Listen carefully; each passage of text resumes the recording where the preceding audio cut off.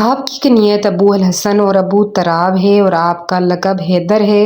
آپ کی پیدائش پاس نبی سے 10 سال قبل کی ہے۔ ابو بکر، عمر اور عثمان رضی اللہ تعالیٰ عنہ کے علاوہ صحابہ کرام میں علی بن ابی طالب رضی اللہ تعالیٰ عنہ سب سے اول صحابی ہیں۔ آپ خلفائے راشدین میں سے چوتھے خلیفہ ہیں۔ آپ رضی اللہ تعالیٰ عنہ کی خلافت کی مدت 4 سال 9 ماہ اور کچھ دن ہے۔ آپ نے بچوں میں سب سے پہلے اسلام قبول کیا۔ آپ نبی کریم صلی اللہ علیہ وسلم کے حقیقی چچا زاد بھائی اور داماد تھے۔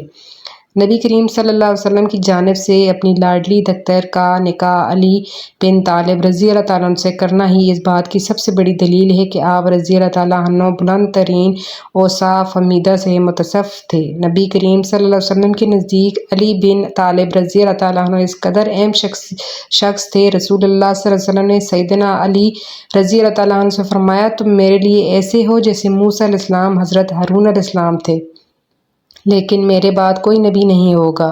مومنین کے لیے سیدنا علی رضی اللہ تعالیٰ عنہ سے محبت دین و ایمان کا تقاضا ہے، کیونکہ ان سے محبت نبی کریم صلی اللہ علیہ وسلم سے محبت کی دلیل ہے۔ کوئی شخص مومن کھلانے کا اس وقت تک حقدار نہیں ہے جب تک سیدنا علی رضی اللہ تعالیٰ عنہ سے محبت نہ رکھے۔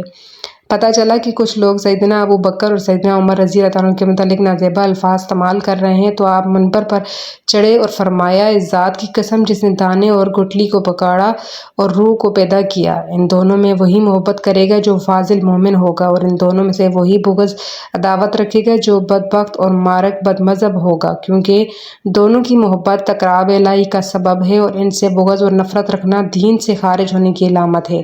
ان لوگوں کو کیا ہو گیا ہے جو رسول اللہ صلی اللہ علیہ وسلم کے 2 بھائیوں، 2 وزیروں اور 2 ساتھیوں اور قریش کے 2 سرداروں اور مسلمانوں کے 2 بابوں کو نازیبا الفاظ سے یاد کرتے ہیں؟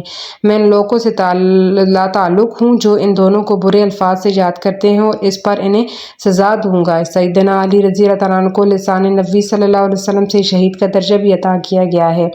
ابو ہریرہ رضی اللہ تعالیٰ عنہ سے روایت کرتے ہیں کہ نبی کریم صلی اللہ علیہ وسلم ابو بکر، عمر، عثمان اور علی طلحہ اور زبیر رضی اللہ تعالیٰ عنہ کے ساتھ حراء کے ایک چٹان پر تھے کہ چٹان نے حرکت کی۔ اس پر آپ صلی اللہ علیہ وسلم نے ارشاد فرمایا، آرام سے رہو، کیونکہ تم پر نبی، صدیق اور شہید کے علاوہ کوئی نہیں ہے۔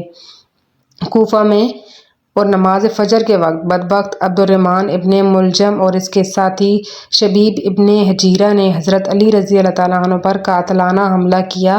حضرت علی رضی اللہ تعالیٰ عنہ کو کاری زخم آیا۔ 3 دن بعد 62 سال کی عمر میں 21 رمضان المبارک 40 ہجری کو شہادت کی عظیم مرتبے پر فائز ہوئے۔ حضرت حسن رضی اللہ تعالیٰ عنہ نے جنازہ پڑھایا اور کوفہ کے عظمی نامی قبرستان میں سپرد خاک کر دیا گیا۔